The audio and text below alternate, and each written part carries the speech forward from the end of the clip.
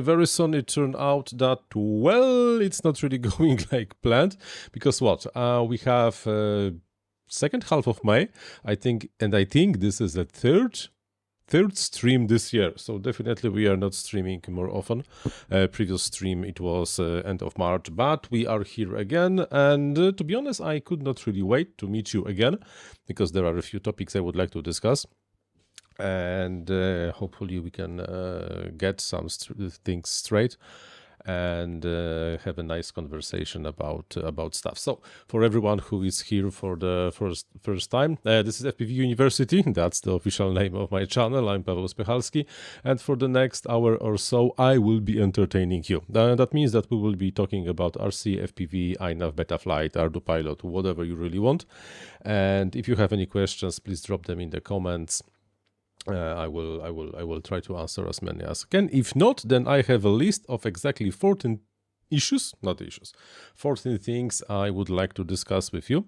And on the list are like the fact that I like FPV again. We're going to talk about that a minute. We have the Express LRS Airport and why it's, well, problematic stuff. We're going to talk about Betaflight 4.5. We're going to talk about INAV 7.1.1, and I'm going to talk about INAV 8, because believe it or not, if you really want to, we most probably could already release INAV 8. We have so many new features already prepared that almost everyone should be happy. Fixed wing flyers, multi-rotor drone flyers, everyone, because the list of things is quite amazing. Prost.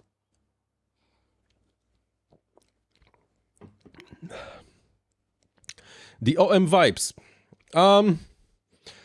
Buying will be simpler, building will be more educational. That's a question that many beginner pilots ask themselves. Should I build a drone from scratch, or should I buy one and just be done with it? And this all like, the answer to this question is what you really want to achieve. Do you want to fly and only fly, nothing else matters? Or do you want to learn quite a lot of new skills in the process? Because if you buy a ready-made drone, Nazgul, whatever, from whichever manufacturer, you will get everything, and the only challenge you will get, at least in the beginning, is how not to crash this thing very often, how to enjoy flights, and you will not even most probably have to really care too much about tuning or setting everything up, because everything will be set from scratch.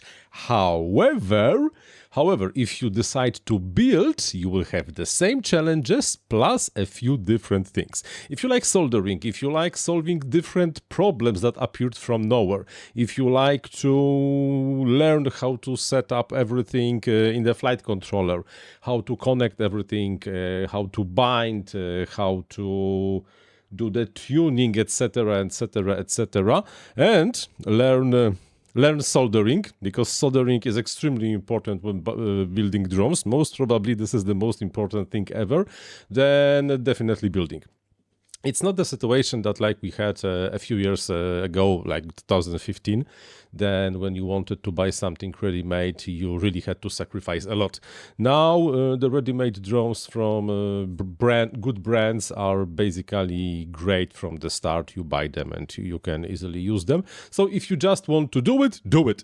And on top of that, most probably buying a ready-made drone will be a cheaper experience than building by yourself, because I can guarantee that if you decide to build by yourself, you will have to buy tools that you never expected you ever needed. A good soldering iron, a lot of solder. You will spend wires, blah, blah, blah, blah, blah. You will spend a lot of time breaking while learning on the process, and it will take you much more time. So overall, buying is faster and cheaper, and will get you a decent product right from the start. However, building will be more satisfying probably, and you will be able to build your drone exactly to the thing you need. Of course, if you know what you really need. So that's my practical advice. That's not really an advice, because I did whatever I could to not really answer your question. Quad Think Copter. This is the Czech dark beer, Kozel Czerny. Pretty awesome stuff. That's one of the very few dark beers that I actually like, because it's not too bitter. It's actually kind of almost sweet, not really sweet, but it since a few years it's really easily available in Poland. So I learned to enjoy this bad boy, because it's like so smooth. It like you can drink a lot without feeling that you are really drinking a beer, and then like hangover. So so that's that. Mr. Batch, Sim or Whoop should be my choice, and build a 5-inch. Sim or Whoop? Well, this building bike is not really like changing the problem of should you use Sims, because this is independent. If you really like want to learn to fly, then definitely start with the Sim. Get yourself a radio from the beginning, like the proper radio. Do not even attempt to fly with the gamepad or something like that. Get yourself a proper radio. Sims are crazy cheap nowadays. You can get them for like a few bucks. Maybe not a few bucks, but still. They are relatively cheap, and that will save you a lot of hassle when crashing. But still, whoops, if not 5 inches you want to fly inside, then sure, whoops. But Sim is independent for the beginners. Poziom 969 has the question where to change landing speed and how to properly set it from the experience. This is, I think, a question about the INAV. That's about learning new stuff. How to set it in the configurator advanced tab. Let me quickly connect my development board and let me launch the configurator. So I will exactly tell you what I mean by that. It will take a second or two. And by the way, this will be a brand new experience for the INAV configurator. INAV configurator is switching to Electron. It's blazing fast, and this is the development build. And by the way, I will be showing this on the INAV 8 configurator.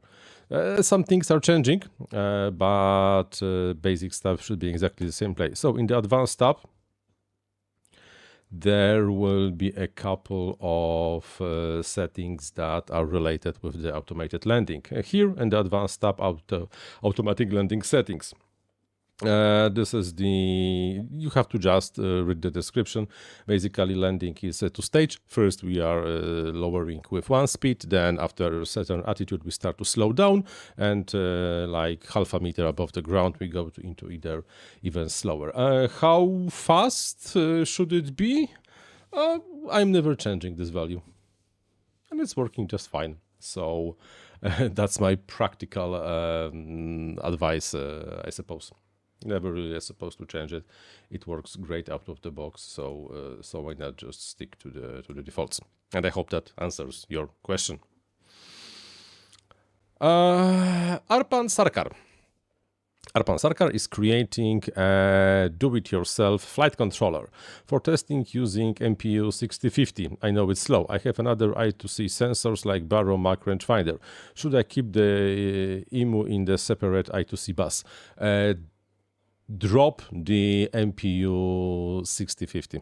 It's too slow for the modern standard of what we really need. 6050, which can be connected only via the I2C, is just too slow. You will not be able to get the loop time that is basically required to fly modern drones.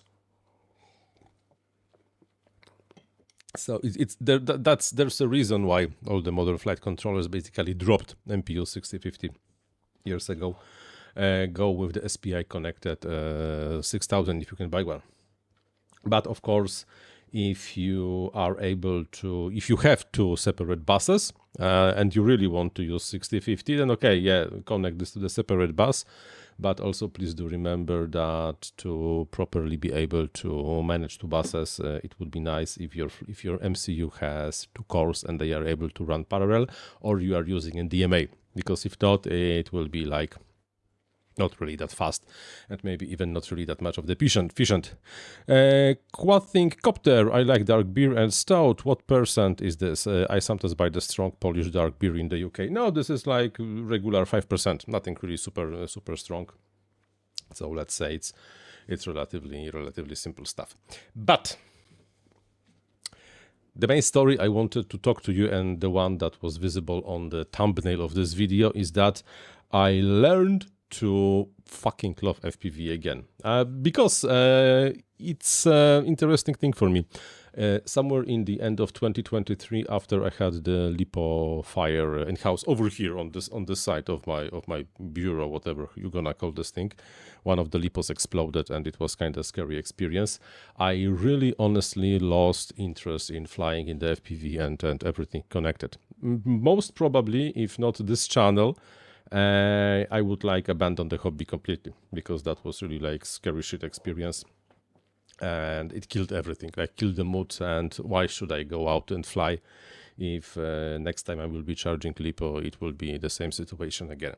However, I think I managed to finally overcome this dislike for the FPV, and everything I think changed March, when for the first time since like October we had finally good weather. I got my hands on a few and interesting drones. Like I got this thing from one of my patrons, which is the iFlight Defender. The video about this thing will be published in a few weeks.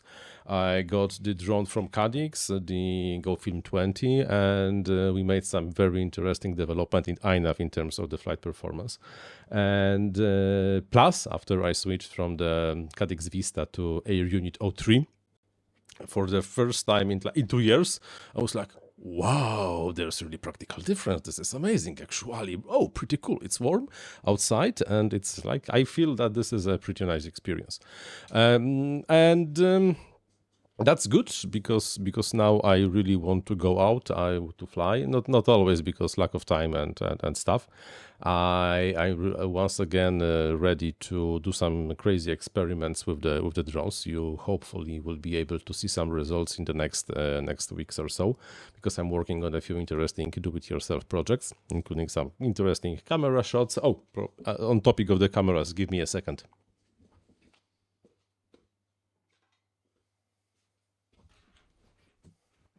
The INAV development is going great. We are putting a lot of amazing features. I have a lot of fun playing with this thing, testing this thing again. So it's pretty cool. So my advice, if you ever like in the mood, like, I don't want to fly, I'm losing interest in the hobby, give it half a year.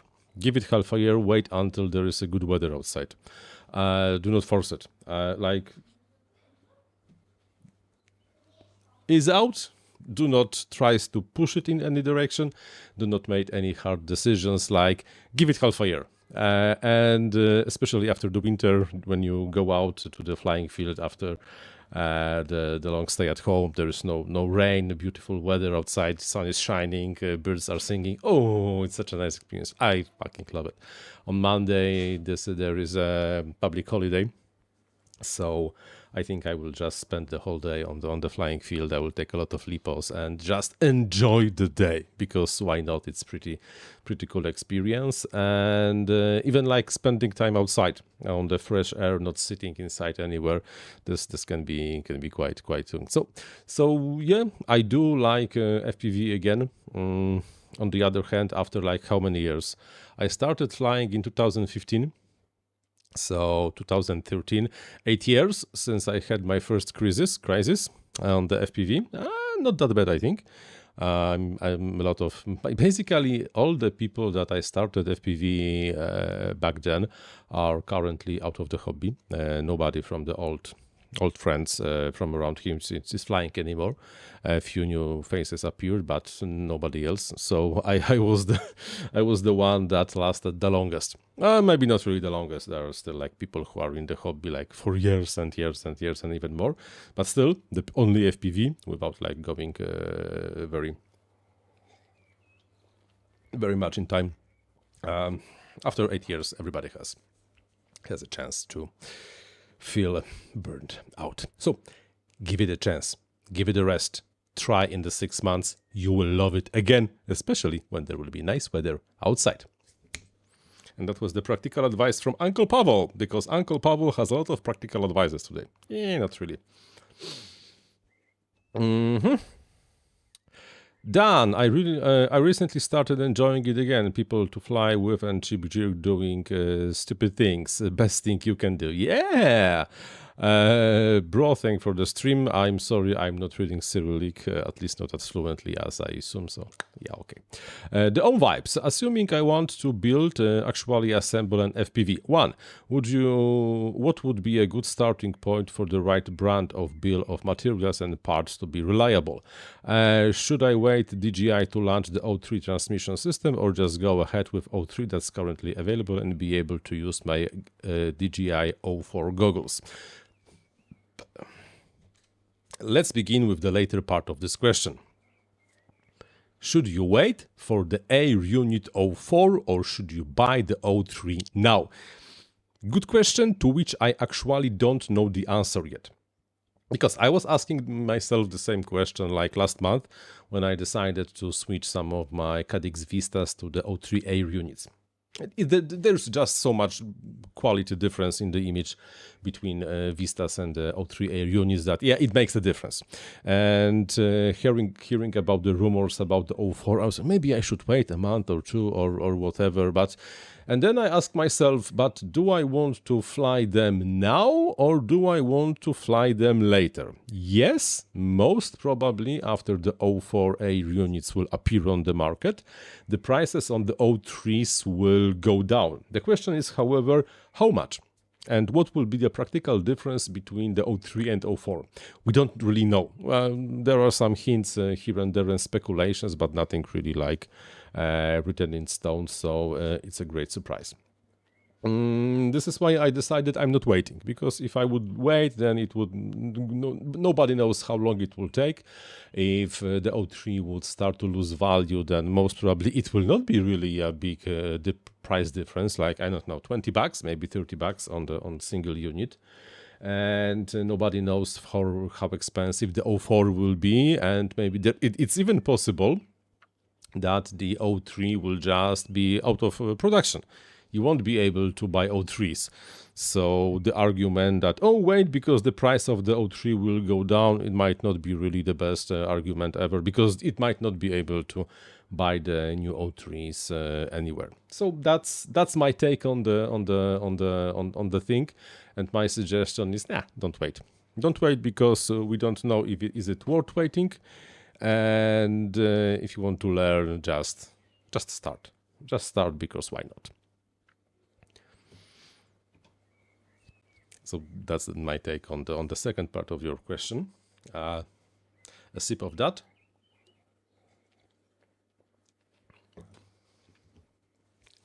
And the first part of your question. If you're starting FPV, what's the good brand to start buying your stuff from? The reality that the number of brands on the market that are reputable is actually the ratio of good brands towards bad brands is kind of optimistic, because majority of the bad brands like disappeared from the market years ago because they had problems with everything. So from the practical point of view, have several options, and I think 3 of those options are like 100% worth going for. And we are talking about brands that are making more than just flight controllers. If you want to buy only a flight controller, the list will be slightly different. But if you want to have like the frames, motors, and everything connected with that, we have like that. Probably the safe bet always is the iFlight. They made so much stuff that basically whatever you will buy, it will be a good brand, and most probably you will not be very much disappointed. Then there we have the SpeedyB. They also make a lot of electronics, maybe not FPV and maybe not radio receivers, but yeah, you know, it should be fine. And brand 3, I think, in my opinion, is the Gap RC. Those 3. If you decide to go with one of those 3, you should be happy with everything. And there are also, let's say, premium brands, like the T-Motor, for example. But over there, like with the premium brands, it's you know how it is. Not always the premium is really worth it and worth investing in. So, iFlight, SpeedyB, Gap RC, and you should be golden.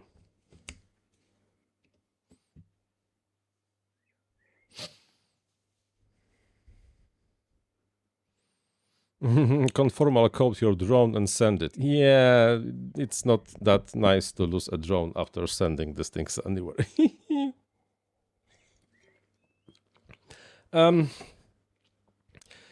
Bitterroot FPV.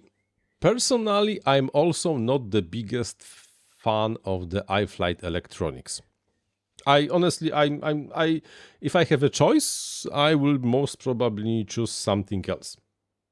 However, the iFlight has the nice ecosystem, and they are usually not selling you like nobody knows what, and then they disappear from the market. And if you ask me, this is just a safe bet, especially if you want to like buy the ready-made drone. It will be flying, it will be okay. My preferences, my personal preferences, if I have a choice for the flight controller, it will be either Matek or SpeeDB, just like that. And Kakuti. Holibro also make very good electronics. I think everything I fly currently is either Matek or Holibro or SpeeDB. Yeah, I think so. So that. Justin Miller, Nazgul V3 analog was my first drone, bought in November 23rd, and I absolutely love the frame. I returned and upgraded to Betaflight 4.5 and conformal coated everything. On the conformal coating, you know, guys, if you ask me, the conformal coating is a nice thing, but I recently basically stopped conformal coating. When it makes sense to apply the conformal coating, when you fly in a really humid and wet environment, like, I don't know, in the middle of the jungle or in the rain, but then you're usually not flying in the rain, or in the wet grass or something like that. In my case, for example, I'm usually not really flying or even pretending to fly in such a condition. So from my perspective, the conformal coating is rather, let's say, to lower the chance of getting a short circuit anywhere. Yes?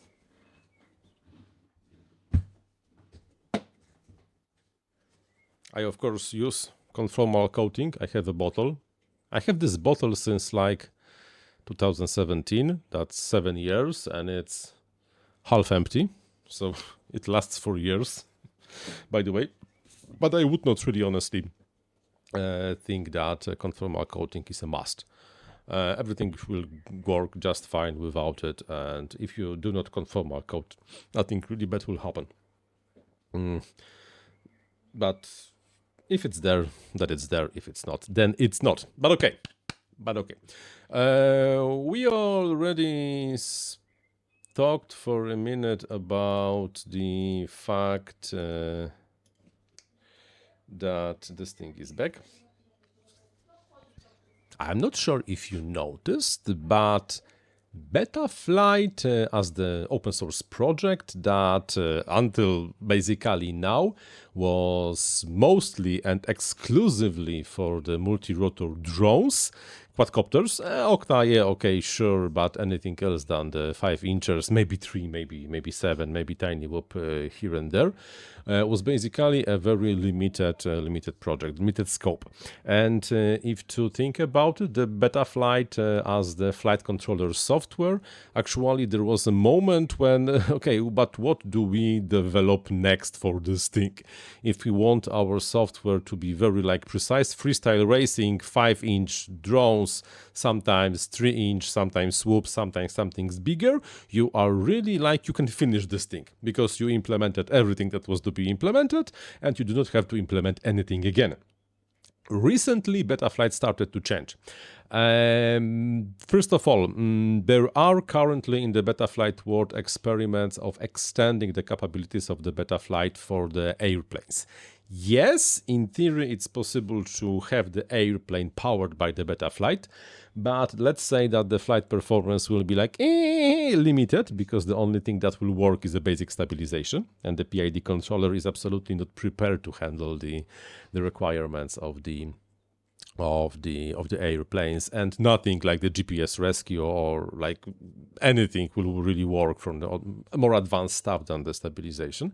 But one of the developers of the Betaflight is working on changing that. There are some experimental builds that are more suited to be used on the airplanes, so there's a pretty good chance that in the next releases something will change in that matter. Of course, like comparing feature to feature Betaflight and INAV or ArduPilot, there will be like a huge difference, like the feature gap, and the feature gap will be tremendous because of the completely different scope. And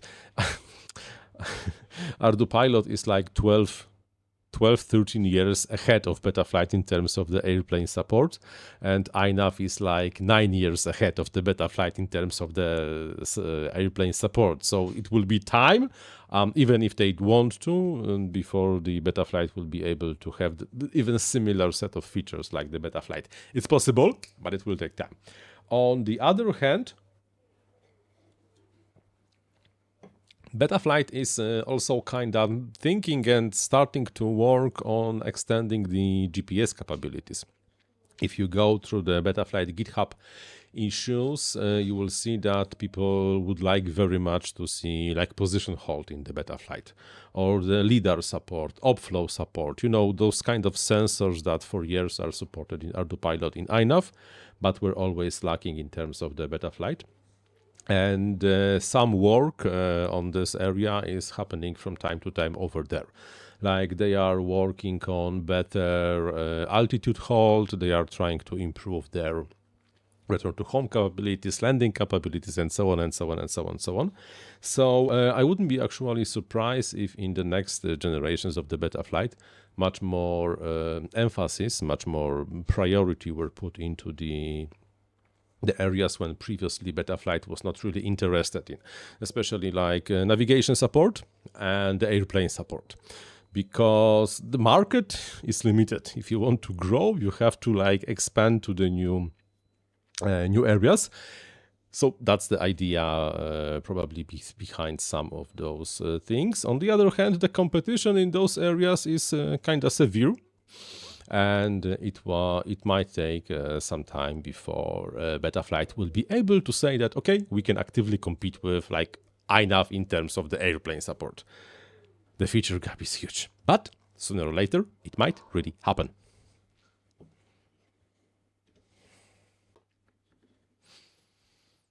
Oh, Microton FPV, nice to see you, man.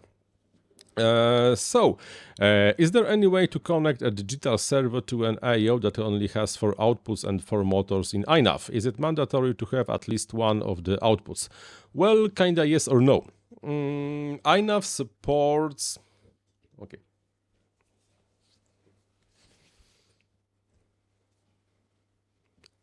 If you want to connect a servo to INAV flight controller that doesn't have any free outputs, like 4 outputs already taken by the motors, and you really would like to connect a servo, there is still a way to do it. Because with INAV, you can output the S-bus stream of all the outputs on any of the serial ports. So the option is that you configure one of the ports to output the S-bus stream, and you connect the S-bus to PWM converter to that serial port. Then INAV will generate the S-bus stream with 16 outputs, motors, servos, everything. For example, the motors will be on the outputs 1, 2, 3, 4, and the servo will be on the channel 5 on the stream. You connect this S-bus output to the S-bus to the PWM converter, connect servo to output 5, and da-dam, you have the servo connected to INAV, either though the flight controller itself has only 4 outputs. How cool is that? I'm not sure if there is official manual. You would have to search in the wiki on how to output the S-bus stream of one of the serial ports. I'm not even sure if this is in the user interface at the moment. We can check. Peripherals. Yeah, you see, it's there. You just select the S-bus output. Connect the S-bus to PWM converter to that serial port, and you should be golden. However, you do have to remember that the S-bus stream in case if your flight controller do not has the inverters on the serial port, like or the F405 flight controllers, it won't be an inverted S-bus stream. It will be non-inverted servo stream, which is not the default S-bus implementation. So this probably would have to be adjusted on the S-bus to PWM converter itself. But it's proven to be working. It's there. It's ready to use, and if you are really lacking a lot of outputs, that's just one of the... If you're really lacking outputs, that's just one of the options.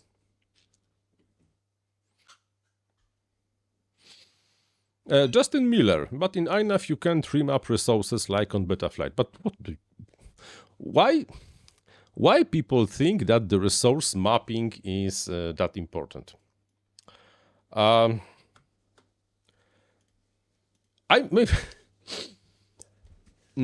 It's not really required to have resource mapping to have motors in the non-standard configuration. The resource mapping is just one of the ways to have outputs in the non-standard configuration. 1, 2, 3, 4. 1, 2, 3. And never mind how the motors are oriented. A mixer can do exactly the same thing. So that's not really not an easier. Let me give you an example.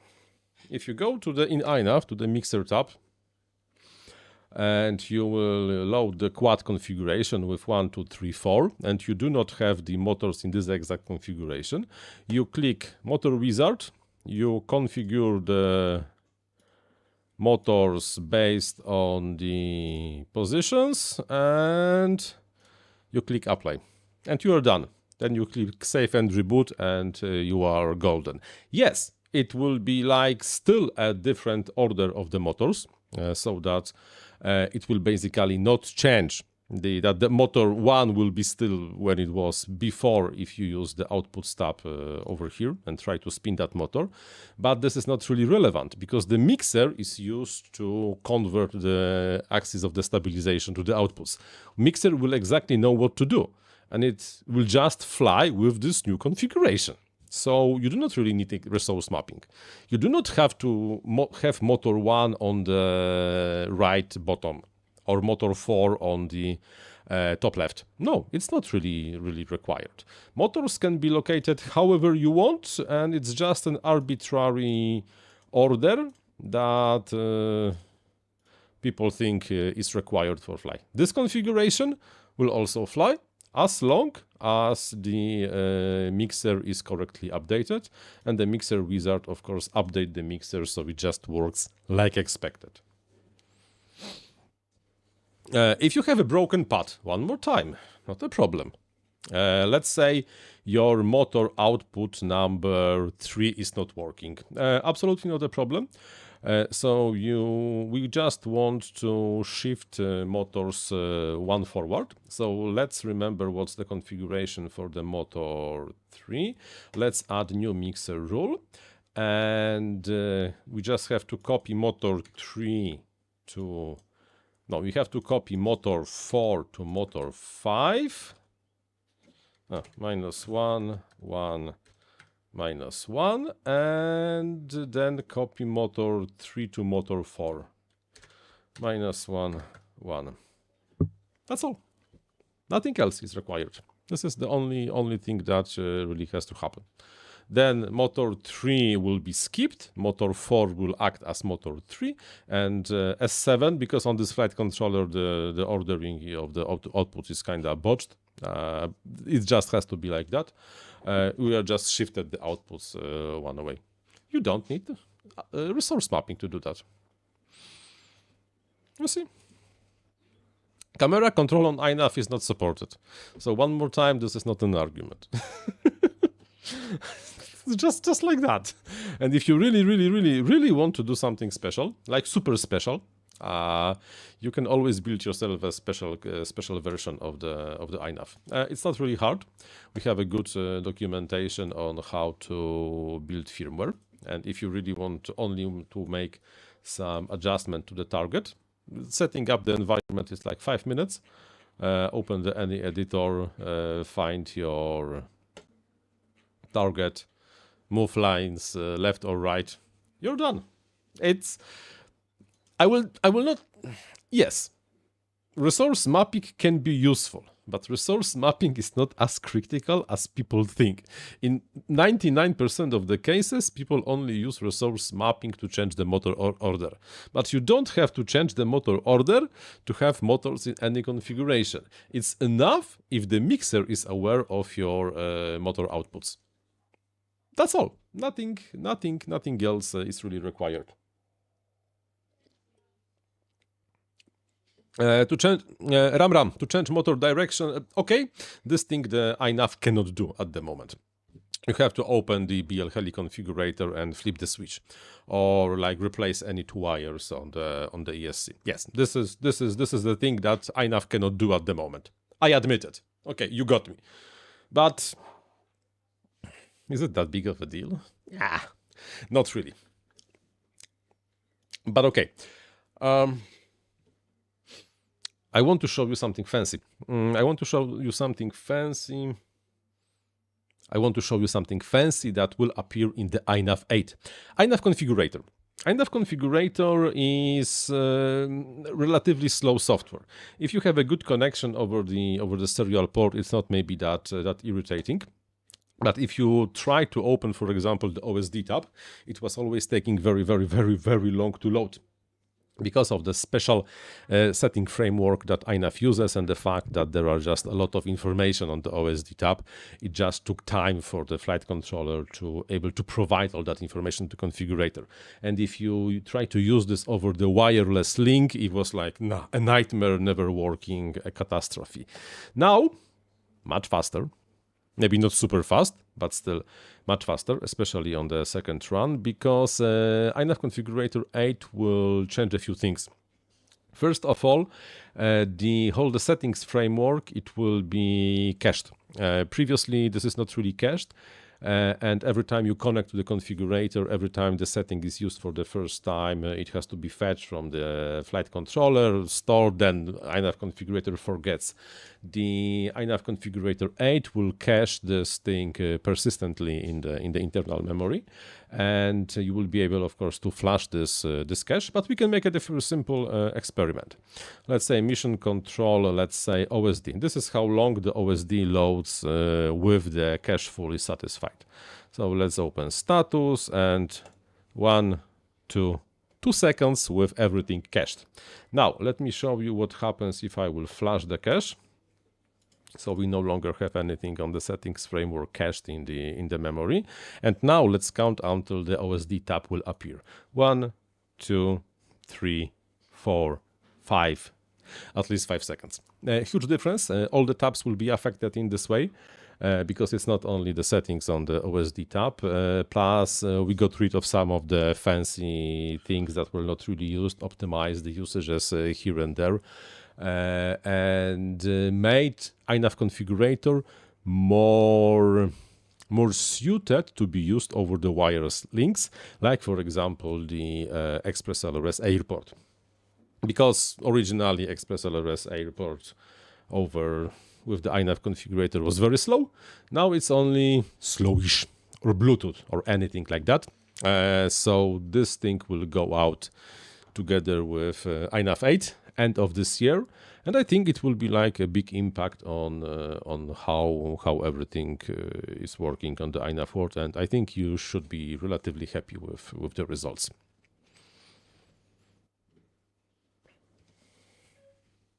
Justin Miller, did I ever tested position hold just with GPS, no baro? Yes.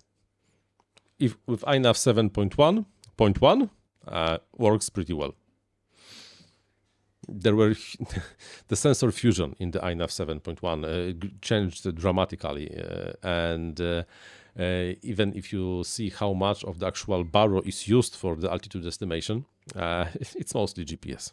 It's mostly GPS. Baro is only like additional support for the GPS. And we even, with INAV 7.1.1, allow for the GPS only altitude hold by default. Ah, Peter, hello.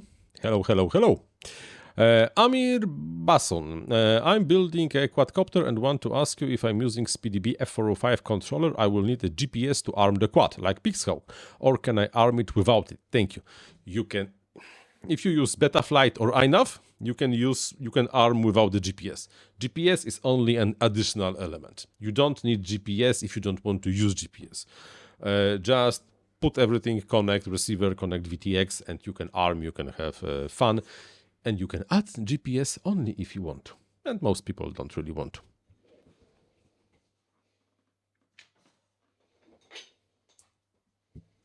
Like this baby thing, this 3-incher. No GPS inside. INAV on board, flies wonderfully. Why to have a GPS? Goggles X, don't buy it, LTO. Why? I want arguments.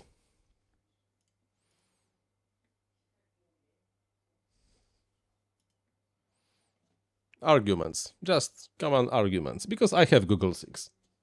They work. No problems. Everything works. It's fine. Anyhow, different question. Mohammed. My drone is not stable on INAV. When I lower the throttle, the drone starts wobbling. And also I add the beginning while is it still on the ground effect. What should I focus on to fix it? Why? What might be going on? There are a couple of things that may be affecting your situation, but let's concentrate on, first of all, on output stop and the motor's idle power. Try raising the idle power to 15. Then motors will not slow down when you lower the throttle that much. And that means they will not lose torque and you will have bigger chance of keeping the stabilization for longer. Also, make absolute sure that you have the permanently enable air mode on. It has to be on, not off. This thing has to be on, always. On the multi-rotors, on. I'm even thinking about removing this setting completely. There are not really reasons why you should not be using air mode all the time on multi-rotors. It should be on, always. Yes, use it. And then, finally, by the way, the tuning tab you see is completely... This is something I want to show you later. Check what's happening with the roll and pitch integral. Maybe it's too low, or maybe it's too high. But for now, it's really hard to say without really like take a look at it. But I would try slightly increasing the proportional on roll and pitch, because maybe it's just missing the stabilization a little. But you have to experiment it. Definitely try increasing the motor idle power and absolutely make sure that you have the permanently enable air mode on. Those are like the musts. And then it's about playing with the roll proportional and integral and pitch proportional and integral. It might be too low, it might be too high, but without like being on the spot, really hard to tell. So I don't know. Max, is it difficult to migrate from Betaflight to INAV? No. I would even say that INAV is simpler. There are less settings that you really have to care about. That's my opinion. Because more are set by defaults. The defaults are setting slightly more things. Yes, of course, if you want to use some additional features, you have to like configure them. You have to do the 6-axis accelerometer calibration, but this is for your own good. And there are a lot of good tutorials. I have a tutorial on how to set up INAV. I have a tutorial on how to migrate from Betaflight to INAV. It's maybe not, it's a few years old, but not really that old. So absolutely, it's different. And INAV 8 will be even simpler. But I will not be sharing the details yet, but INAV 8 will be like guide you by the hand in the setup process. It will be super nice, super simple. It will be tight. But okay. Gydotics. Gydotics. If you don't use GPS, what's the best Betaflight or INAV? Or it makes any difference with no GPS? Let me tell you like that. Even my even my drones without even my drones without GPS are flashed with INAV, like this thing, flashed with INAV. My tiny whoop flashed with INAV. It's fine. I met a few people on the internet mostly who said that on defaults, INAV flies much better on 7-inch quads. The initial tune is much better. You just like started flight and it's better. Does it make any difference? They fly different. Yes, I would admit it. They fly different. I will not like pretend it's not true. The difference is there, but which one is better? You have to try it. I will one more time say that INAV setup is simpler than Betaflight setup. There are much more options that you are supposed to change. There are no magical mumbo-jumbo that you are supposed to change and magical presets that you are supposed to apply without really knowing what they are doing. And if you take away the stuff that you are not supposed even to do, like the whole advanced stuff, you're not doing any advanced setup on INAV. You don't have a GPS, all of that, but don't do it. You have to try. That's all. Like the best of the best of the best, for them, Betaflight will be better. Yes. Because it's slightly better on those like super rare cases when you really want to like are super competitive freestyler or racer, and then yes, Betaflight will be better. But for normal pilots, normal pilots will not even notice the difference.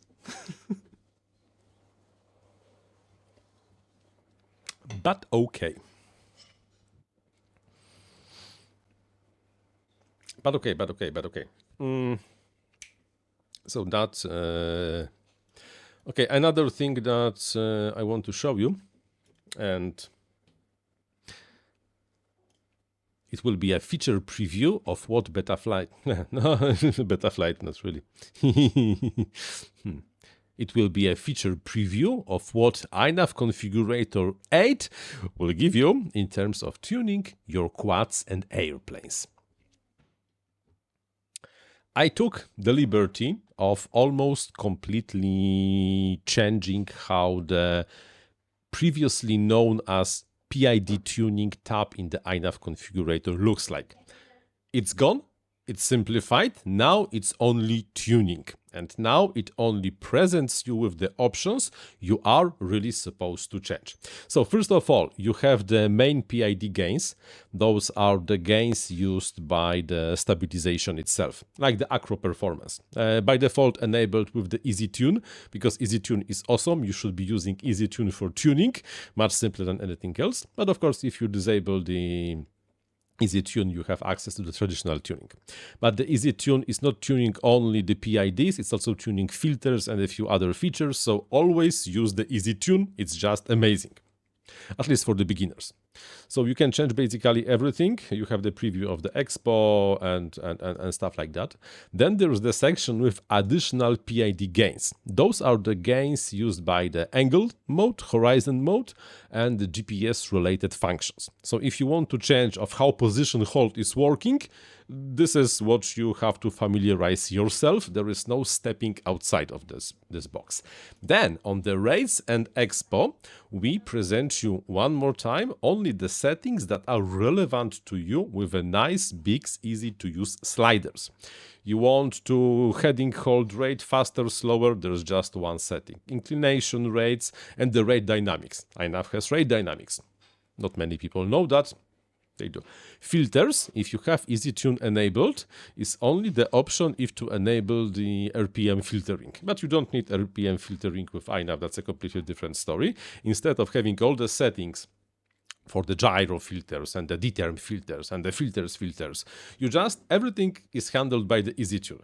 Of course, if you disable the Easy Tune, you still have some other options, but if you use the EasyTune, it's not relevant. EasyTune takes care of that. And then one more time, mechanics tab, greatly simplified, basically with the EasyTune only with the thrust speed attenuation. Or if you disable the EasyTune, you have some extra options that you can use. And to follow on that, also the receiver tab will be simplified. Receiver tab will be no longer used to set up rates and expo. Because to think about it, rate and expo are not really about the receiver.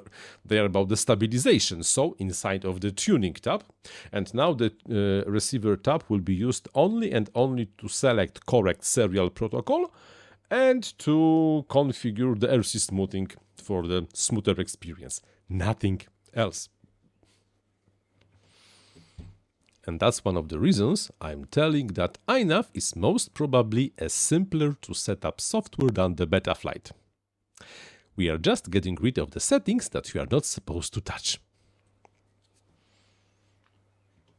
What do you think? What do you think? I like what I did over there. Amir, I'm a beginner. Do you have any idea of how can I codec TBS Nano Crossfire receiver on the SpeeDB F405? Super simple. Select, find a free serial port. Any, like serial port 2. Connect TBS Nano to the serial port. 5 volt to 5 volt, ground to ground, TX to RX, RX to TX. And done. This is not really a black magic. Basically, any wiring diagram of any flight controller out there shows you exactly how to do the wiring. You should be happy. Justin, can you do freestyle with INAV? Let's find out. By the way, I admit it. I'm not the best pilot in the world. I admit it. I know my shit about flying, about piloting. I'm not the best in the world. However, let me show you. I have to find a file on my network drive. Okay. From the top. That's INAV. 2 years ago.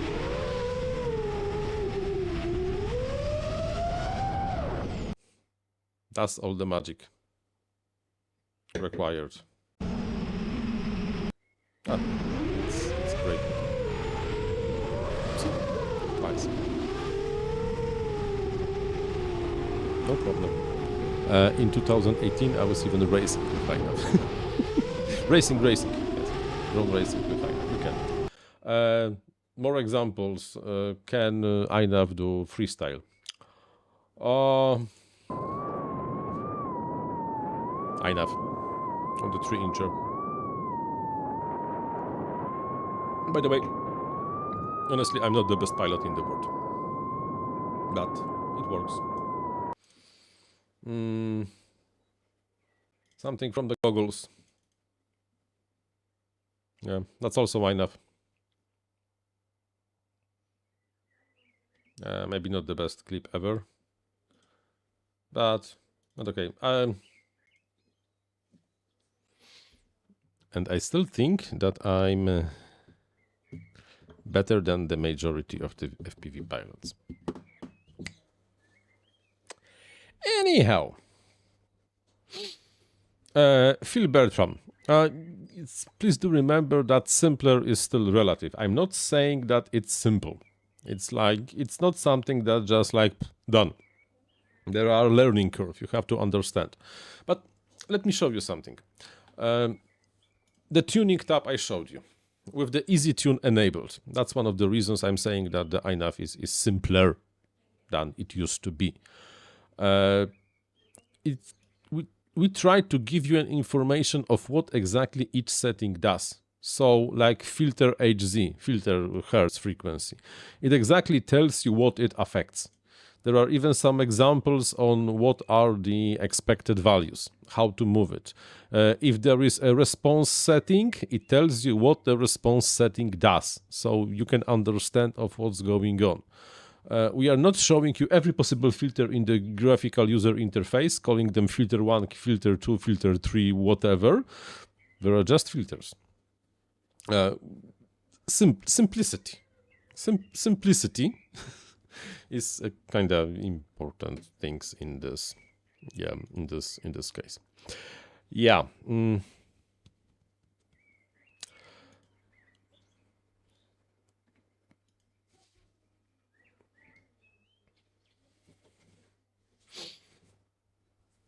Amir Bosun, do I have an FPV course? Do you mean how to fly or how to build or how to set up INAV? I have a plenty of how to set up INAV videos on my channel, so you can check it out by yourself.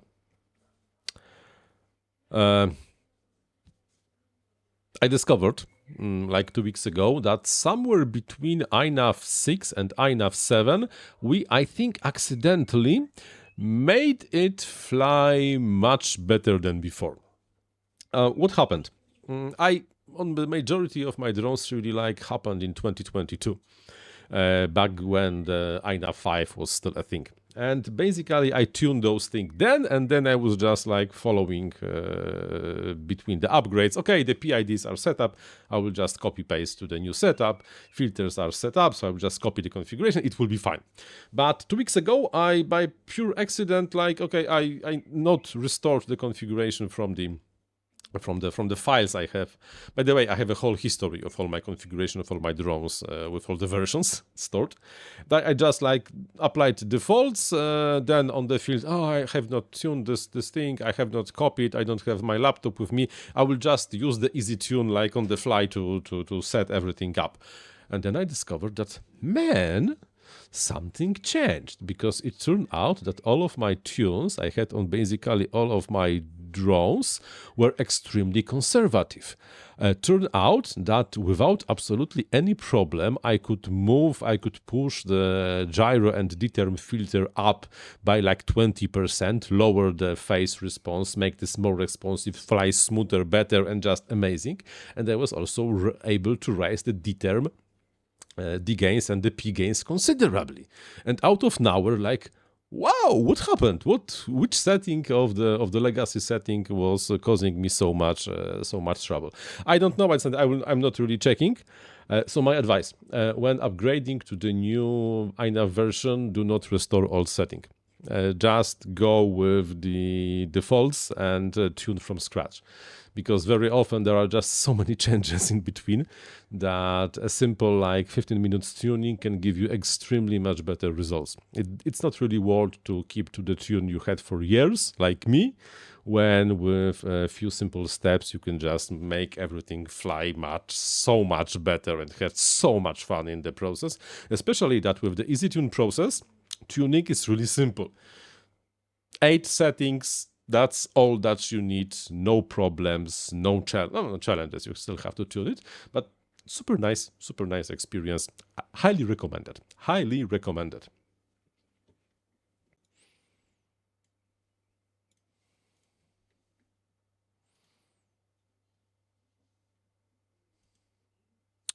It's INAV. It's a capital A. Capital I. It's not little I like in iPhone. It's INAV. Not INAV, it's INAV.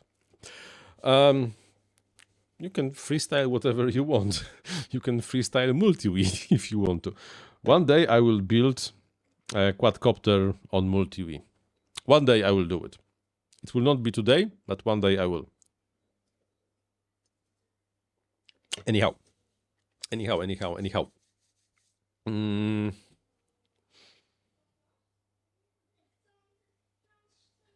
Freestyle means a lot fast rolls and flips and fast maneuvers. No, I don't agree. Freestyle is whatever you want. Freestyle. You fly however you want. And there are different styles. If you want to just do a lot of power loops, it's still freestyle. Whatever you do is a freestyle. You're just freestyling.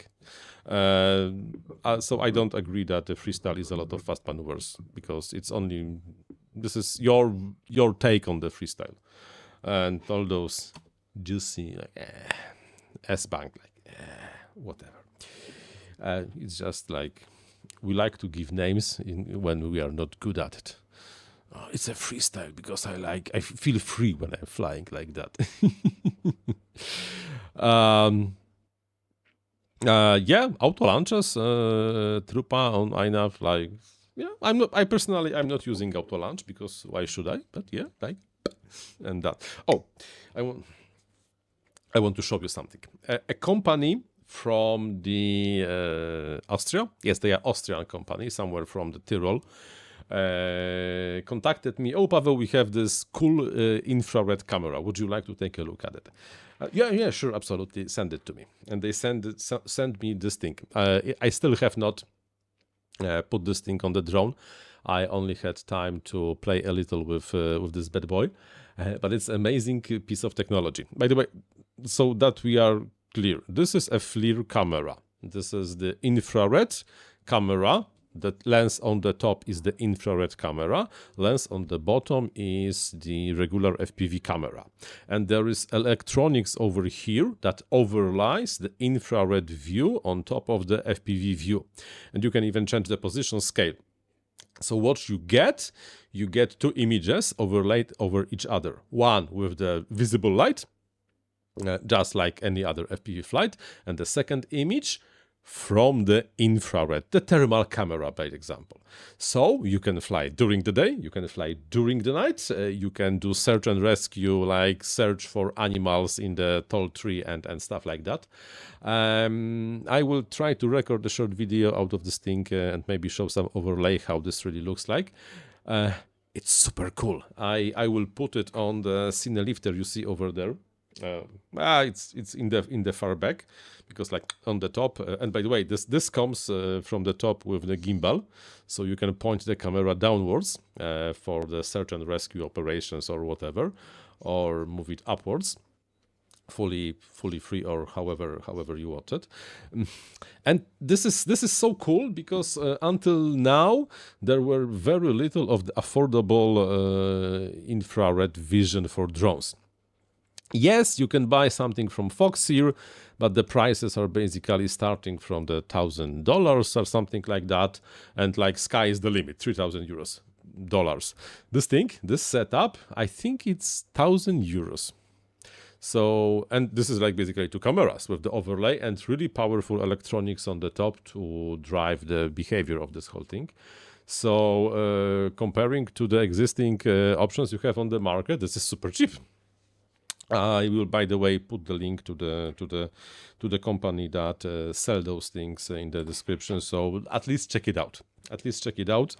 Because if you are looking for the infrared solution for your drone, that might be actually pretty interesting, especially that this is the combined hybrid vision, not only the infrared. And you can disable, for example, the FPV feed or infrared feed. It has even MSP connection to your flight controller, so you can configure the behavior of the camera from your flight controller. Like, honestly, they put a lot of effort into that product, and comparing the prices with what competition has, this actually may be maybe even better. Definitely something worth checking out.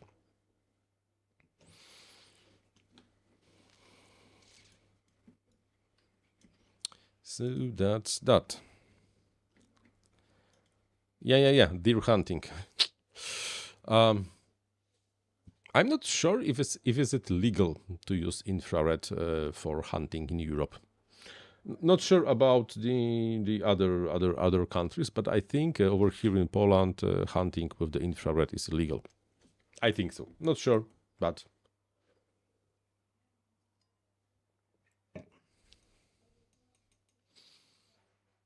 just in yes, it's a PID controller. If yes, you can. Yes, because why not? I'm not doing fast maneuvers because this is not my flying style. But I'm pretty sure that I'm pretty sure I have like somewhere examples in the hours of the footage I have somewhere on my drive when I do fast maneuvers. I even should have somewhere examples with the me pretending I'm doing racing with INAV, or like racing with 7-incher with INAV. But try by yourself. Just try by yourself, because why should you trust me? I'm just a bloke on the internet saying crap. Anyhow, and by the way, the PID controllers of INAV and Betaflight are actually very similar. P-term is exactly the same. I-term is very similar. Feed-forward is very similar, with some differences, and there are changes with the D-term, or how D-term is processed, but still, like, it's not that big of a difference, and you can easily make them fly in a very, very, very, very similar way.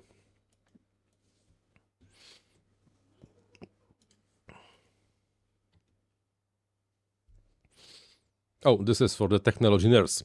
INAV configurator. Oh, this is for the technology and the programming nerds. INAV Configurator 8 will change the technology. If you don't know, INAV Configurator is written with the JavaScript, and originally it was actually the Chrome application, Chrome package application. You were able to configure it, to basically run it from Chrome, and you were even able to download the configurator from the Chrome store. But when Google decided that they are killing the package application, we had no choice. If we don't want to rewrite everything, and we never wanted to rewrite everything, is to change the underlying technology. And back then the decision was to change it to NW.js, which basically is shipped Chromium with all the environments. The application stays almost the same, but you get the framework from the NW.js, and it just works. It worked. And it worked like that for years, because I think for the last 5 or 6 years, every INAV configurator that you ever use was based on the NW.js framework. However, recently the NW.js development kind of slowed down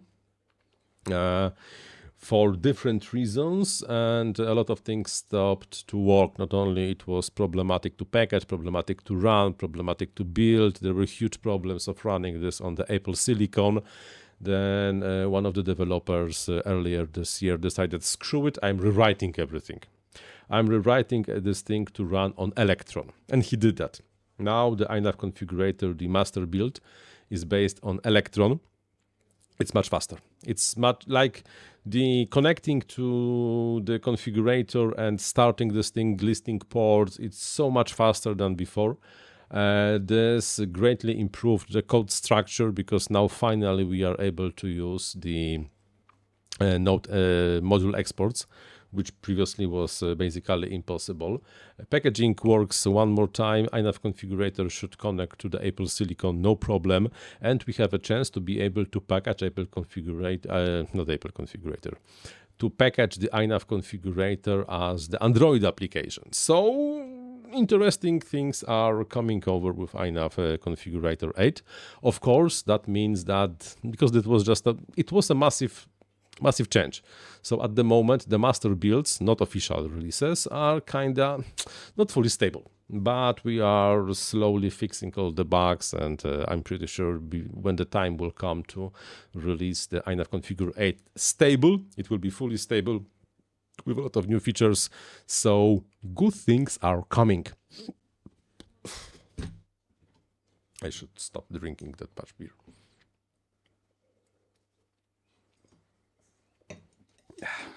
So that's that. Oh, by the way, do you know that my second channel, because I have a second channel. Oh, I have plenty channels. My total number of channels right now is I have like 6 YouTube channels, and only 2 of them are about RC and FPV, and only like 2 are really active. You know, all because you are basically here. You know my main channel, which is the FPV University, with me doing those live stream and long videos, etc., etc., etc. And earlier later this month.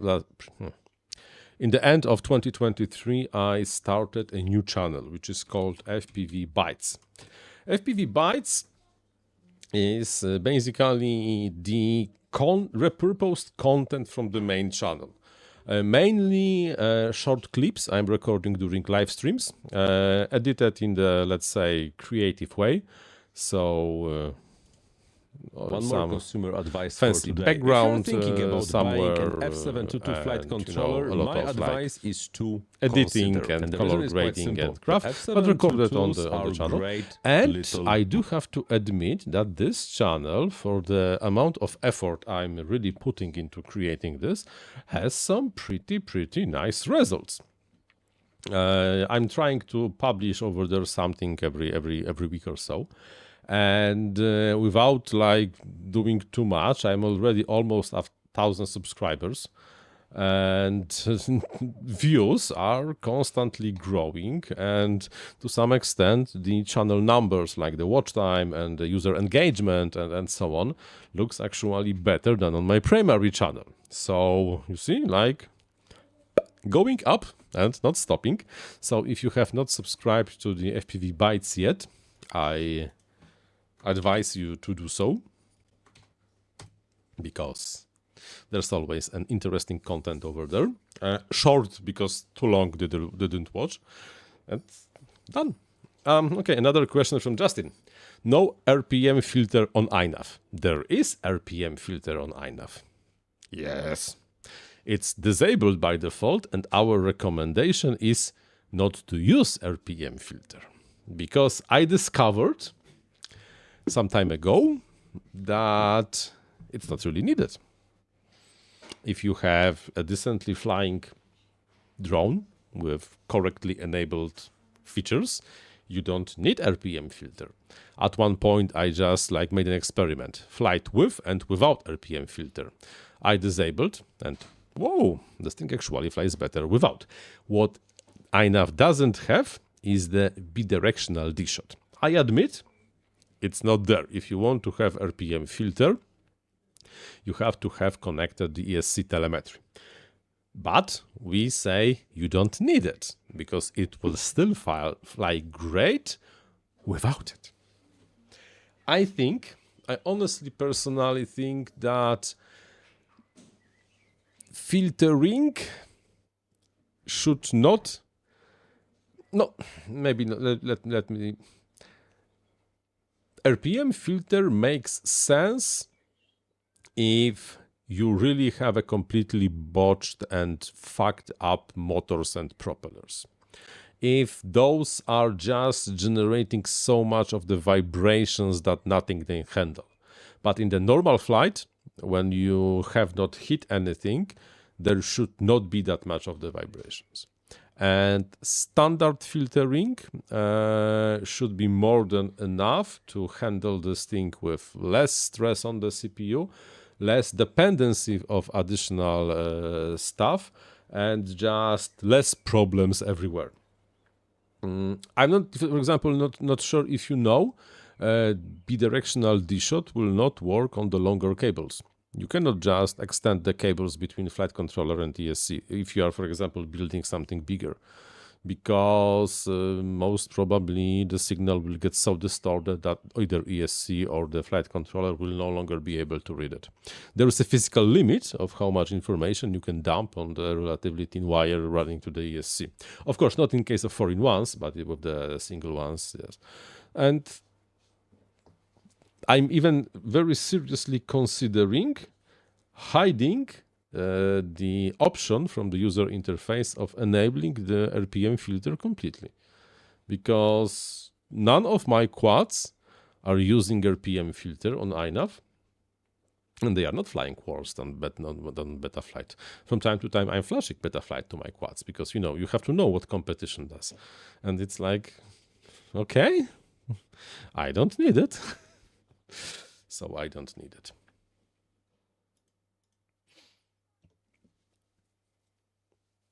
I think during the previous live stream, I showed you that I'm currently working on the better support for the wireless links in the INAV, and I was experimenting with the Airport, Express LRS Airport.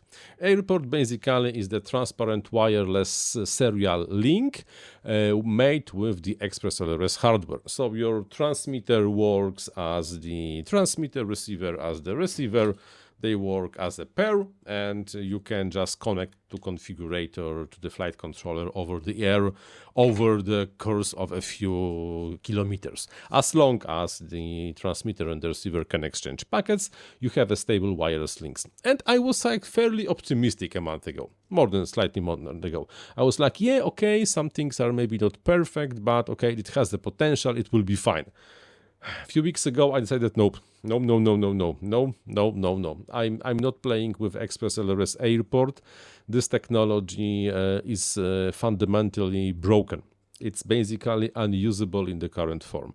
Unless the Express LRS developers fix what Airport is, I'm not really interested. For the problem I discovered is that this is the receiver and this is the transmitter.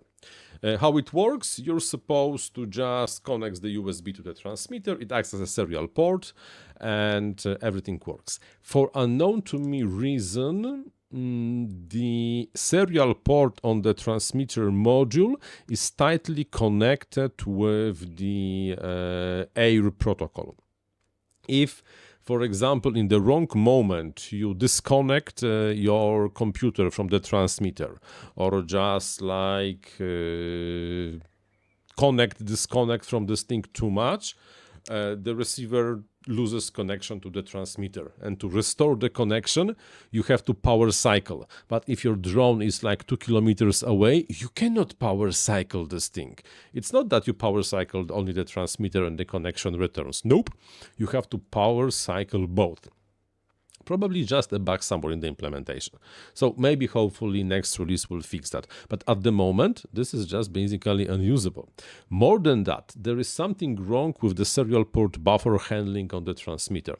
If the timing on the emptying of the buffer over here is not precisely up to the expectations of the transmitter, connection with the transmitter breaks without any warning. Like, it's there, it's linked, it's disconnected. To restore the connection, you have to power cycle both devices. Not one, but both.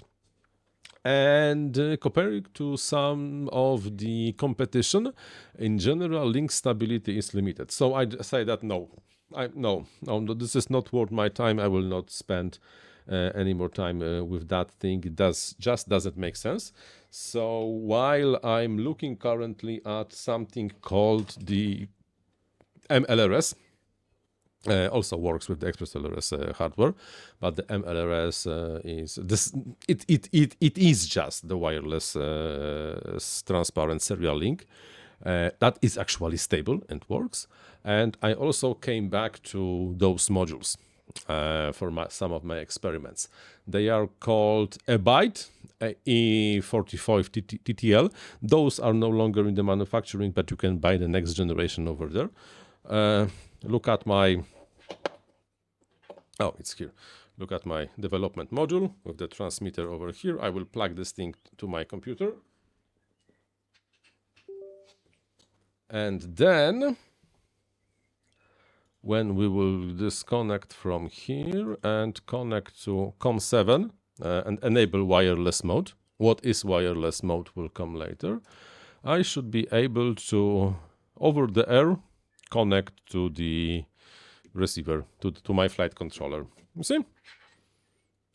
With the radio, it's not very fast, because it's just not very fast, but everything works, and you can configure everything from the range of the few kilometers of no problem, as long as the modules are able to communicate. There are still works on that, but okay. So that's that. Works. You see, it took the page some time, but you can easily configure this, and you can even plan a mission, because the mission control also should work. By the way, those E45 modules are very slow.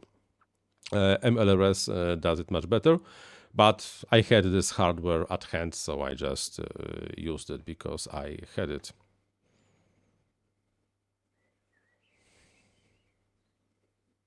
You see? It's there. I was experimental with safe homes and landing with approach. Mission planner. Everything works wirelessly. Good things, good things, good things.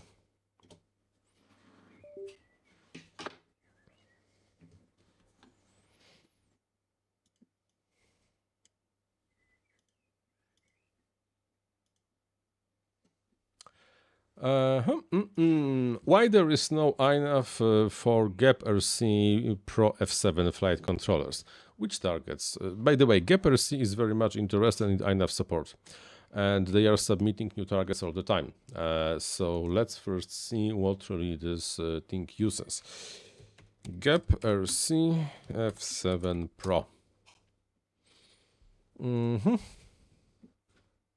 What's that?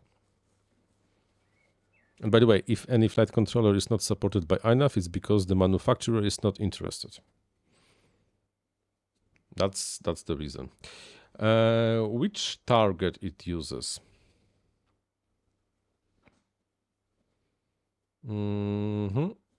Oh, okay. This indeed is not supported. If you would like this flight controller to be supported by INAV, write to GAP RC support. Write them, they are usually responsive, they listen to their customers, and they are not shy of supporting their flight controllers if INAV. But they have to do it, not us, because why should I buy this and make a favor to this company? I'm a nice guy, but that's... Yeah. Peter, yeah. SIG modules, yeah, they are kind of like biggish. But yeah, absolutely, you can use those SIG modules for interesting stuff. Anyhow. One more thing. This will be rather quick, hopefully. Believe it or not, but I wanted to record a video about this function since like 7 years, basically since I introduced it. INAV Configurator has the magical switch over here. It's called the wireless mode. It's there for very long, it's off by default, and I think that people usually are not setting this thing to on. Finally, after so many years, let me exactly tell you what the wireless mode is and when you should use it.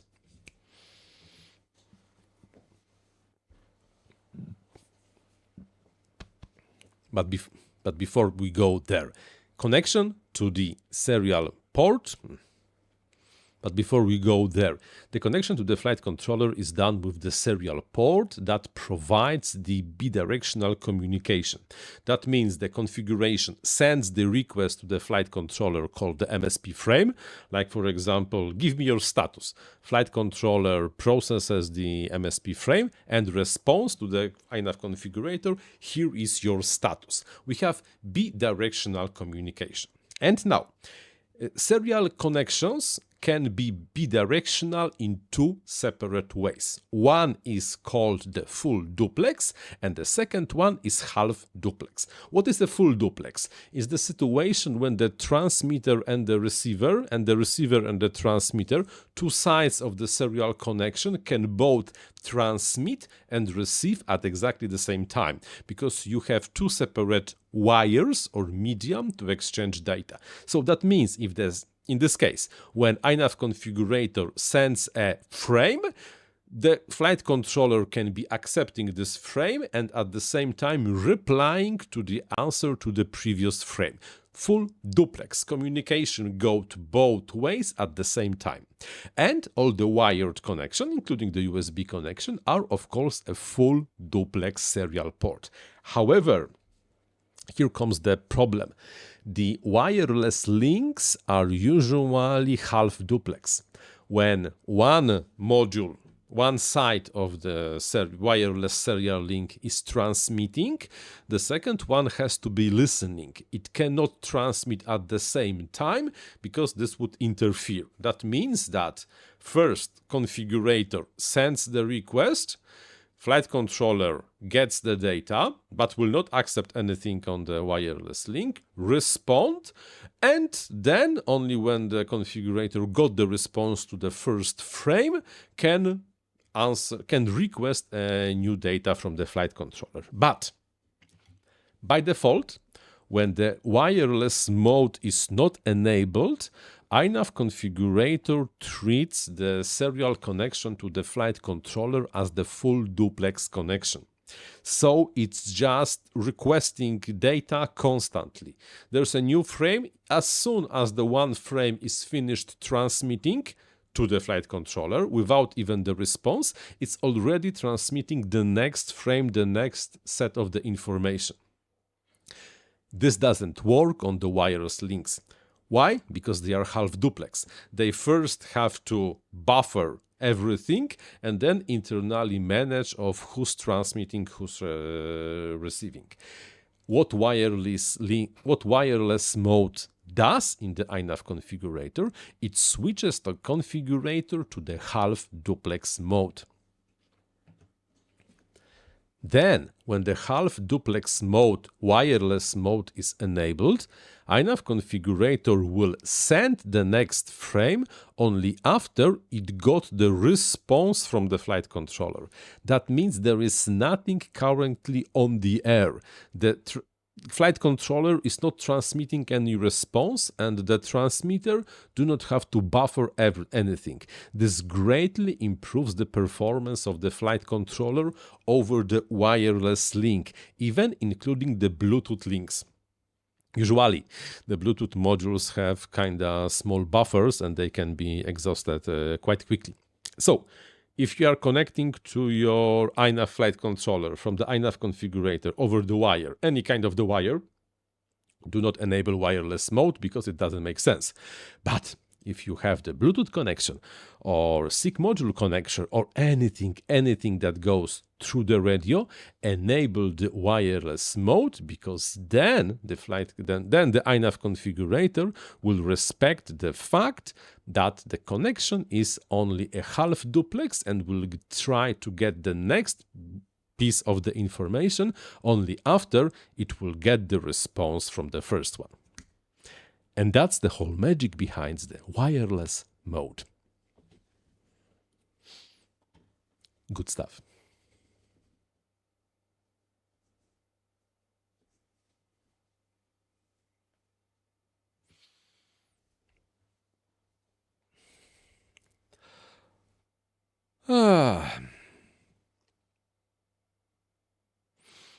Samsung FPV, a Matek F405 SE, I can connect to configurator, no problem, but when I try to flash from 5 to 7, it gets stuck. Any ideas? Full flash erase? It has to be something connected to your setup. Because this target is probably one of the most very popular, and this is the first time I hear something like that. There is a chance that the hardware description changed and you have the wrong driver assigned. Try running Zadig to set up the correct driver for the serial port. Maybe this is related. But well, without having my hands on the hardware, it's really hard to tell what really might be happening over there, because I have no really idea.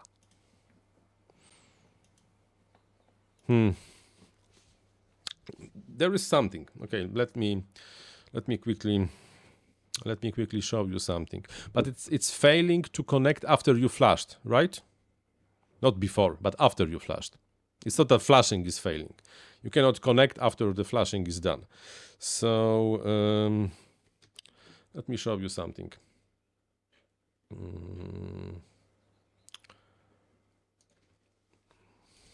I have Polish Windows, so you know it will be in Polish. It's a fast Polish Windows PC, by the way. If you go to the device manager, if you will go to the device manager, there will be COM and LPT ports, and there should be all your COM ports listed. I have COM1, which is not, and now I have the flight controller connected over here, which in my case is COM18. If you go to properties, verify that you really have the STM Electronics virtual COM port and not something else. And that the driver is installed and there are no problems with the driver, and this is like STM Microelectronics virtual COM port. I had a case from time to time when there was just some kind of the conflict with a different serial port, and only removing the devices. By the way, you can remove the COM port, no problem, just remove the device. That there might be a chance that this will fix the issue. Like uninstall. Advanced. It's not really that advanced. Then if you connect this thing again, the Windows should pick up the driver. Most probably this is driver related, but this is like my far-fetched. Yeah, your is COM4. Like check the driver if this is the STM virtual COM port. It's not something else, because who knows.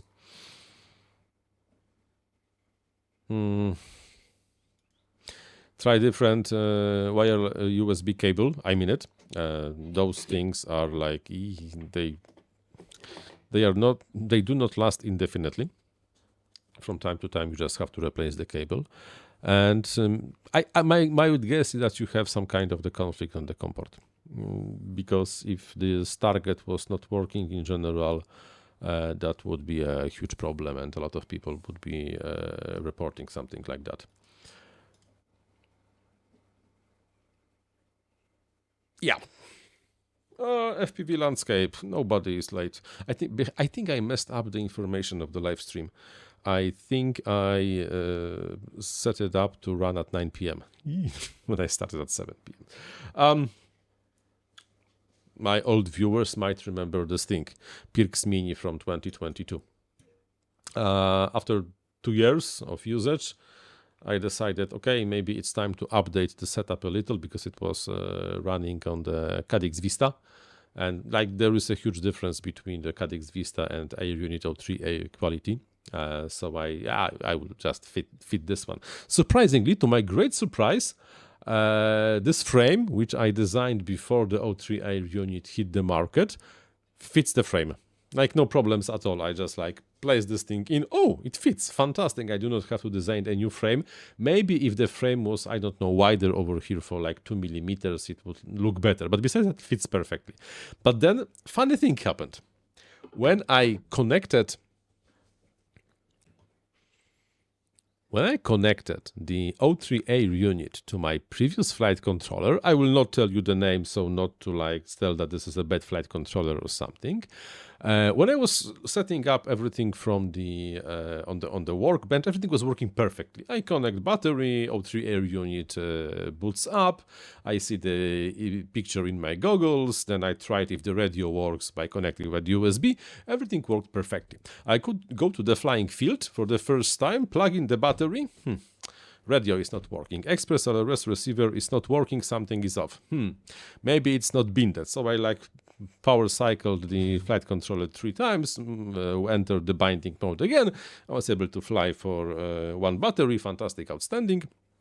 Went home, made some updates, went to the flying field again. I'm plugging in the US battery. Express LRS receiver is not working. The LED is solid. The receiver is going into the bootloader mode. Why the hell the receiver is going into bootloader mode? It should not be going into bootloader mode when I plug in the battery. Oh yes, I know the receiver has to be damaged. Okay. Went home, replaced the receiver with the brand new receiver from the Radio Master RP1, EP1 receiver from Radio Master. Plug in the battery. Receiver goes into bootloader mode. Fuck. What's really going on? Disconnected the battery, plug in the USB cable. Oh, the receiver is not going into the bootloader mode. What the hell is happening? Turned out, I think that the 03 Air Unit was pulling so much current from the flight controller that when I was powering this thing from the battery, the 03 was browning out the flight controller. It was putting some strange signal on the serial port that was forcing the Express LRS receiver of going into the bootloader mode.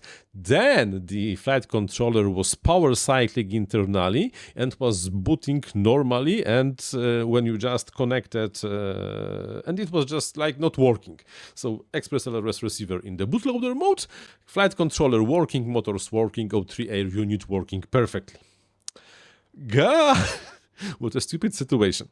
The next day I wanted to fly with this drone, so I figured out. I got my power bank, and after each landing, I was powering the flight controller from the power bank for like 5 seconds, so that the receiver was powering up and not going into the bootloader mode, but just like connecting to the radio. And only then I was plugging the battery, and then I was unconnecting the USB, and then I was able to fly for 1 battery. Then I had to land and repeat the whole procedure.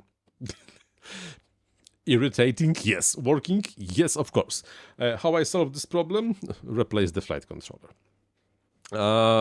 Replace the flight controller and the ESC with the SpeedyB F405 mini stack. 20 by 20, because this is the frame design for the 20 by 20. Everything works. No problem with the Express LRS receiver anymore. Like, you plug in the battery, everything powers normally, absolutely no problems. No, it was not about the capacitors, or rather, it was not about the capacitors I was able to install, Peter. Because I already had the capacitor on the battery, and it was not affected. I thought that it might be lack of capacitance on the power on the receiver. So I soldered a receiver capacitor on the voltage that goes into the Express LRS receiver. No effect. It had to be some combination of the voltage on the serial port itself, and unfortunately with that setup I could not solder an additional capacitor for the air unit power, because it's 20 by 20, no space, it was just a plug, impossible to solder anything then. So I just get okay, my box of flight controllers, like, okay, this one goes in, and I fixed it, it's working. But you have to admit it was kind of stupid situation, and it should not really happen. Everything was working perfectly fine with the Cadix Vista, but the DJI O3 Air Unit was just pulling slightly too much current. It was forcing a brownout on the flight controller. It was going into illegal state and forcing the Express LRS receiver into the bootloader mode. But it was not the 5-volt outputs. It was, I think it was just additional power cycle on the flight controller itself. Strange. But I fixed it. And this is why building your own drones might be a challenge, because if you buy a ready-made, it usually just works. But if you build something by yourself, it's not guaranteed. Okay, gents. 1.5 hours already passed. I'm slowly running out of ideas for the next topics. So, do you have anything you would like to discuss? Questions, challenges, and you know.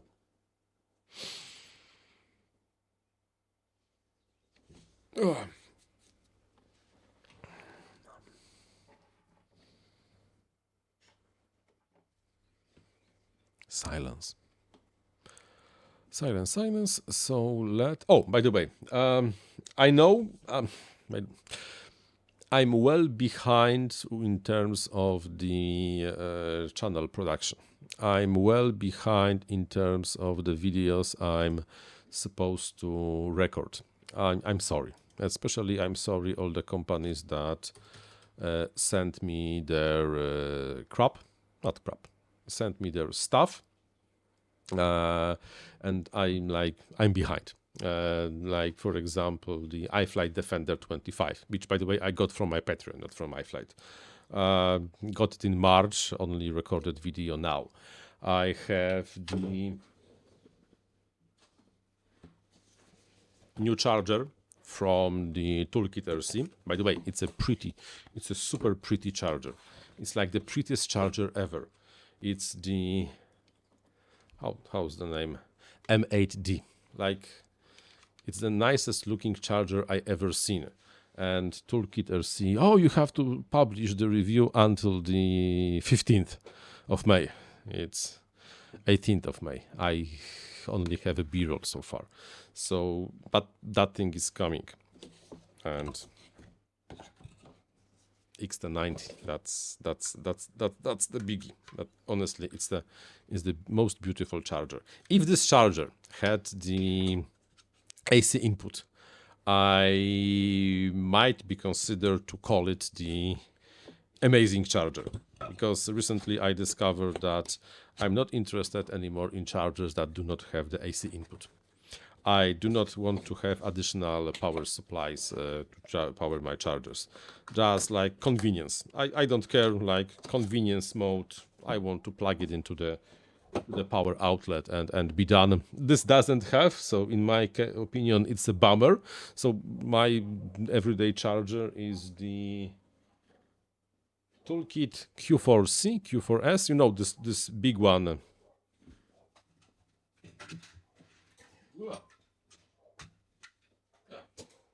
This one, this big one from Toolkit RC, using this every day. It has 4 channels, not every day I'm charging. It has 4 channels. I'm still from time to time using the parallel charging boards. I know I shouldn't, but I'm super careful. And with 4 channels, like everything charged in 1 hour, all the batteries I will need the whole day. This one might be awesome, but yeah.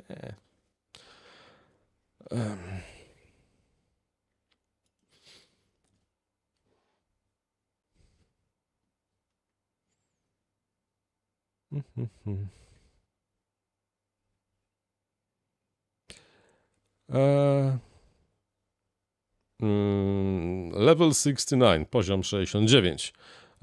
How to make smooth throttle on the altitude hold when I'm turning yaw. This is too sensitive. But what's too sensitive? Throttle or yaw? Which one is too sensitive?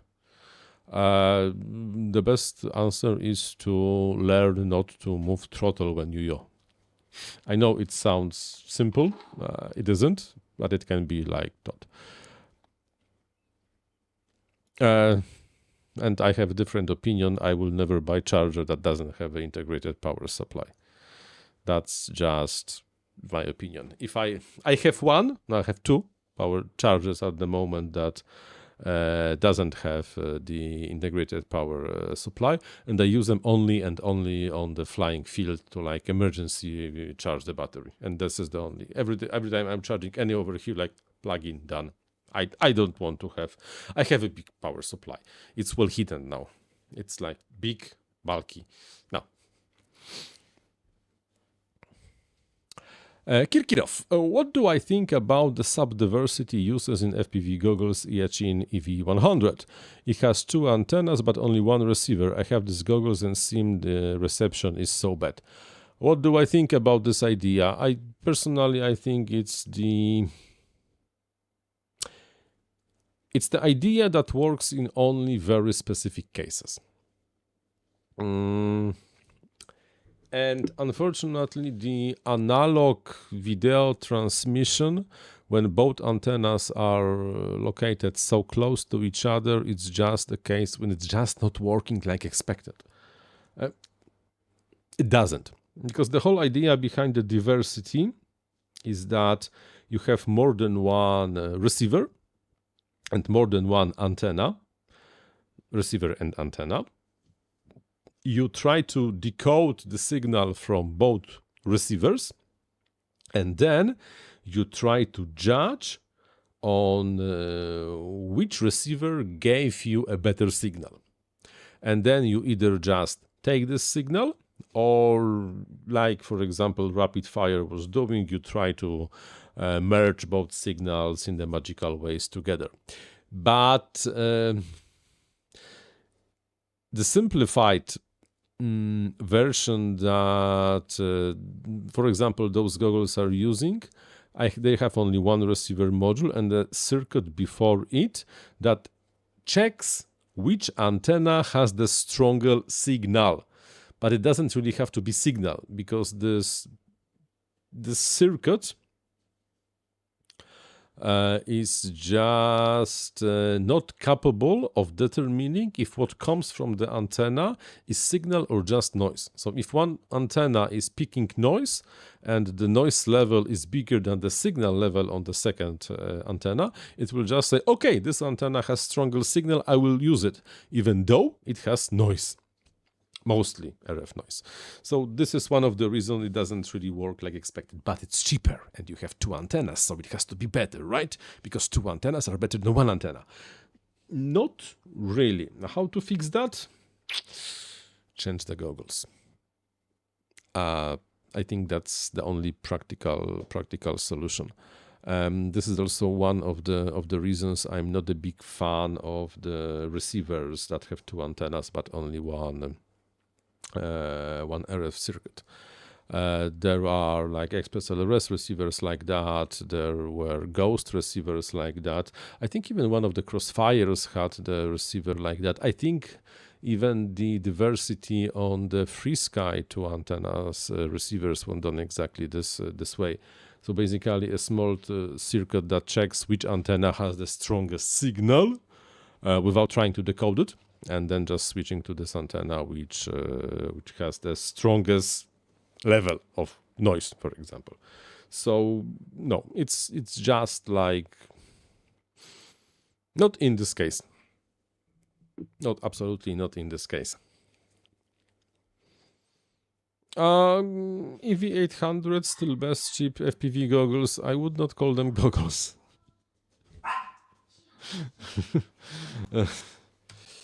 Yeah, Chin EV800. That's not like it's like okay, yeah, like it's, but yeah, it's true. It's cheap, although it's not that cheap. $150 currently. So not really. And yeah, analog is dead. Let's be honest. Analog, no. They work well, yes, but no, analog is dead. It's a legacy system. I have analog. I have those, which are the Sky Zone. By the way, I bought this after I sold my HDO2s. Because for some time I was not using any analog, but then I discovered I could use analog from time to time, but I sold everything I had. So I found this color because this color was like cheaper than the blacks, because like nobody wanted this color, so I got the second hand. This is SkyZone 030. It works, and if you ask me, Fat Shark goggles were overpriced, and the hype about Fat Shark goggles was very often unearned. They were not the best goggles. They were just goggles. And I had SkyZone's V1s, SkyZone 02, then I switched to HDO, then I switched to HDO2, and then I went back to the SkyZones, this time 030, and I do have to say that 030 are the best goggles of the all I had so far. And Fat Sharks were absolutely overpriced stuff, not really worth the money.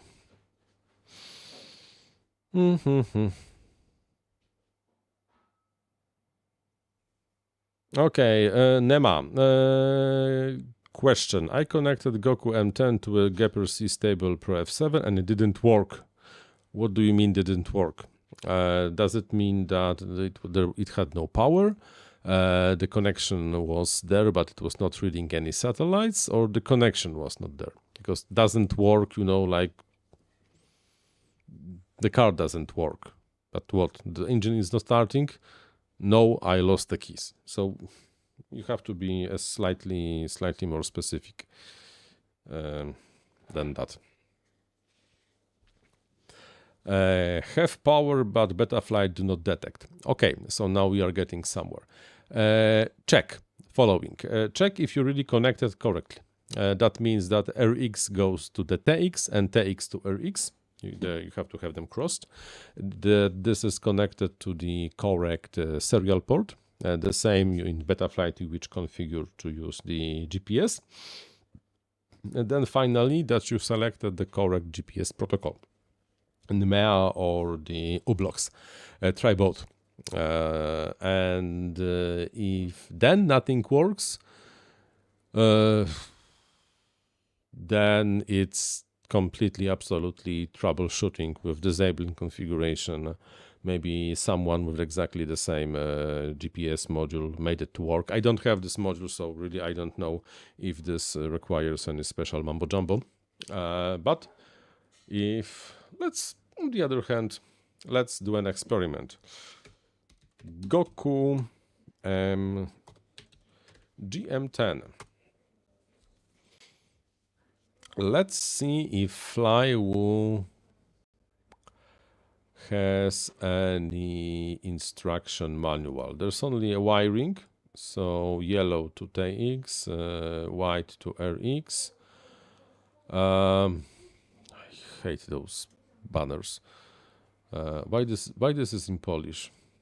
Why they want to send me Polish? Do you have Betaflight 4.3?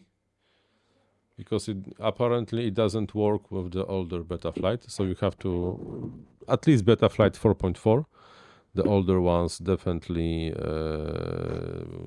definitely will not work. How can I change to English? Much better.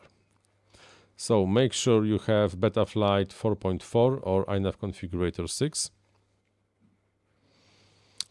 And then you have to choose uBlocks, not MEA GPS protocol, but you have to use uBlocks. It will not work with MEA. And yeah, I don't have any other advice I can give you besides follow exactly the steps that are over here. Autobot, autoconfig, uBlocks. If this doesn't work, then you have to contact the Flywoo customer support, maybe know something that we don't know.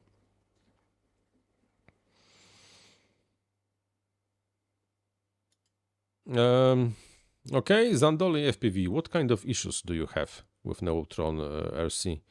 No satellite locks, appears to work with Betaflight, but no satellite lock. What does it mean, no satellite lock?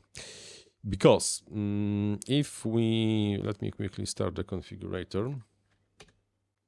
In case of INAV, the most important question is that once you start the configurator,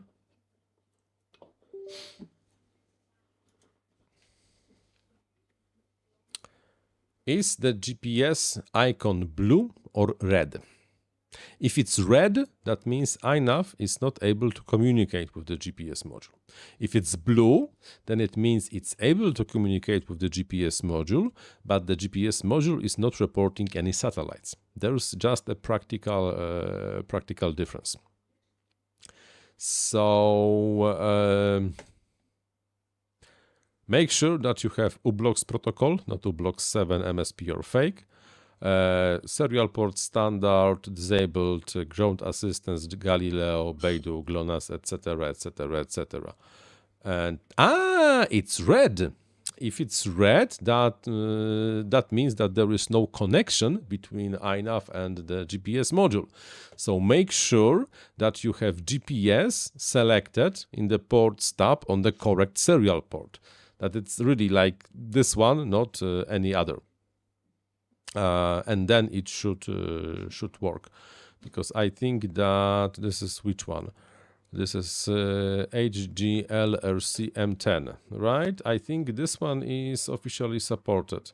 By the way, there will be a pretty cool change in the INAV Configurator 8 for the alignment tool, but more on that later.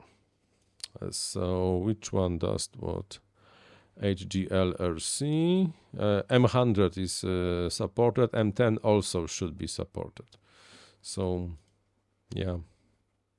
Yeah, but if it's working on the Betaflight, that I suppose he hasn't changed anything. I think it's the setup, maybe something else. Like From the distance, it's really hard to tell. Nema, thank you very much for your super kind $5 donation.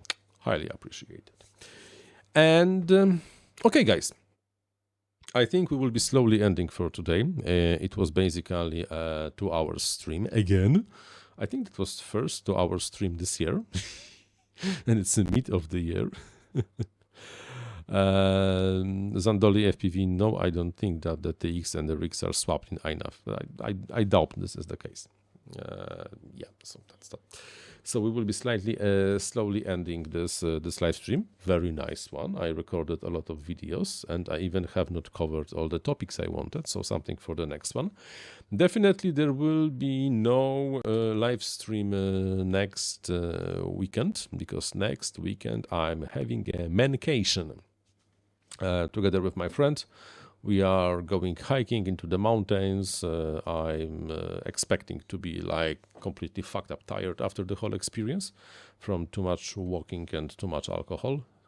So not the next one. But like I said on the multiple occasions, I kind of want to be streaming more often. So there is a pretty good chance that the next stream will be in 2 weeks on the 1st of June. And then we're gonna talk about more items that I had no chance to stay today. I talked today, but nothing, no promises at all. But that's the chance. And besides that, well, like always, happy flying. Have a nice weekend. Bye bye.